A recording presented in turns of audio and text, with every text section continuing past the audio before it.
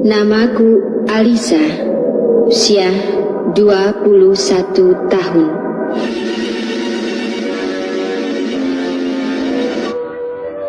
Assalamualaikum. Pada kesempatan kali ini, saya akan mereview film horor yang paling terpopuler di masanya. Sundel Bolong. Alkisah. Alisa adalah seorang mantan pekerja SEKS di bawah seorang Mami alias Germo. Hidupnya berubah total setelah dinikahi oleh Hendarto. Namun, tidak lama dalam pernikahannya, Alisa ditinggal pergi berlayar oleh Hendarto. Suatu hari, seorang pengusaha butik bernama Rudi mengajak Alisa bekerja di toko butiknya. Alisa diminta memperagakan pakaian-pakaian yang ada di butik Rudi. Dan di sana Alisa bertemu dengan Mami atau Mbok Germo, yang si Alisa sebelumnya menjadi anak didiknya. Lalu memberitahu kepada Rudi. Melihat kecantikan Alisa, Rudi tergoda. Tetapi Alisa menolak dengan halus. Kejadian itu membuat Rudi marah dan merencanakan niat jahat.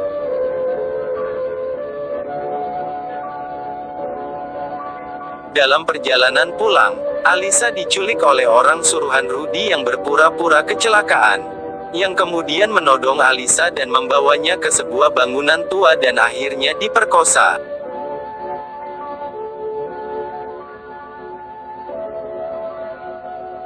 Perlakuan si Rudi dan Mami juga dibawa ke pengadilan.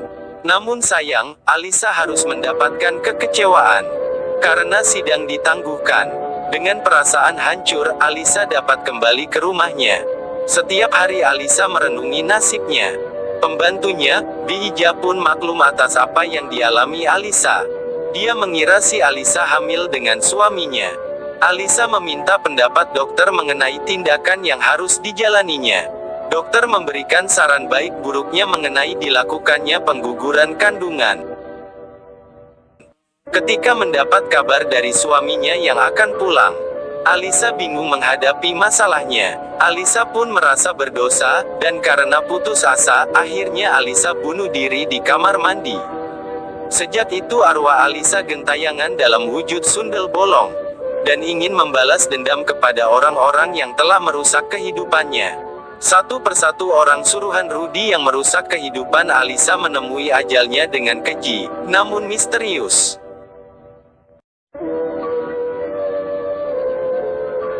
Pada suatu malam, Alisa menyerupai Sinta adiknya, yang sudah meninggal di umur 10 tahun. Kemudian diajak ke rumah Hendarto.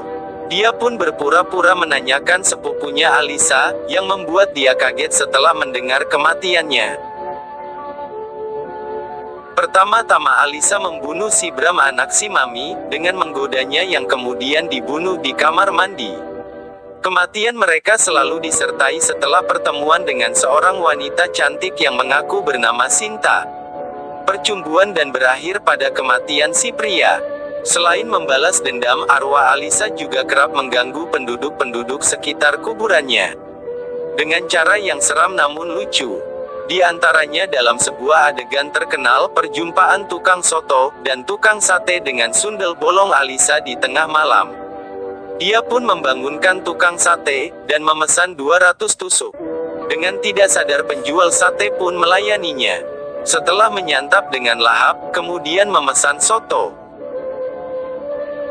Namun langsung sama pancinya, dia pun melahap semuanya. Dan semua makanan itu ternyata keluar dari punggungnya yang bolong. Hingga membuat si penjual lari tinggal gelanggang. Kemudian ganti si tukang becak yang menjadi korban selanjutnya. Karena mata keranjang, si tukang becak meminta untuk dikecup. Namun ternyata wajahnya berubah, dia pun lari terbirit-birit meninggalkan becaknya. Kembali ke balas dendam. Korban selanjutnya adalah si Gadung, yang dijumpainya di jalan dan meminta diajari menyetir. Kemudian dibawa ke gudang tempat dia memperkosa Alisa. Di sana dia akhirnya tewas di dalam mobilnya sendiri. Dalam kematian Bram dan Gadung, si Rudi mengira pelakunya adalah suami Alisa, si Hendarto. Yang kemudian dia merencanakan untuk membunuh Hendarto. Kemudian mereka menghadangnya di pelabuhan tempat Hendarto bekerja, dan menghajarnya. Setelah Hendarto terkapar, beruntung polisi datang menyelamatkannya. Dan mereka pun akhirnya bergegas pergi. Korban selanjutnya, sebut saja si Paimin. Si Alisa menyamar menjadi janda, dan meminta Paimin menemaninya. Tidak pakai lama Paimin pun bergegas masuk. Namun setelah di dalam, dia tertutup tembok yang kemudian Alisa membunuhnya dengan batu nisan. Ternyata dia terbunuh di kuburan dan tertancap di nisan Alisa. Kematian si Paimin membuat takut si Mami dan kawan-kawan yang tersisa. Rudy lalu mencari dukun untuk melawan arwah Alisa yang gentayangan. Ketika, sebut saja Datuk, sedang mengambilkan tas Mami di bagasi. Di sana Alisa membalas dendam kepada Datuk dan membunuhnya. Kemudian disusul Mami yang terbunuh karena dilempar ke tiang listrik dan terbakar. Kematian keduanya membuat polisi yakin bahwa pelakunya adalah arwah Alisa. Hendarto pun sekarang tahu jika Sinta yang selama ini menemuinya adalah arwah istrinya. Ringkas cerita, Rudy CS sedang membawa dukun ke kuburan Alisa, yang akan mensyarati kuburannya. Sedangkan Alisa sebagai Sinta menemui suaminya. Karena tahu kuburannya didatangi Rudy CS, Alisa pun bergegas pergi mendatangi Rudy CS dan si dukun. Yang kemudian diikuti Hendarto dan para polisi setempat. Setelah bertarung dengan arwah Alisa, si dukun akhirnya gugur dalam tugas. Rudy pun menemui ajalnya di tangan wanita cantik misterius yang tak lain adalah penjelmaan dari arwah penasaran Alisa.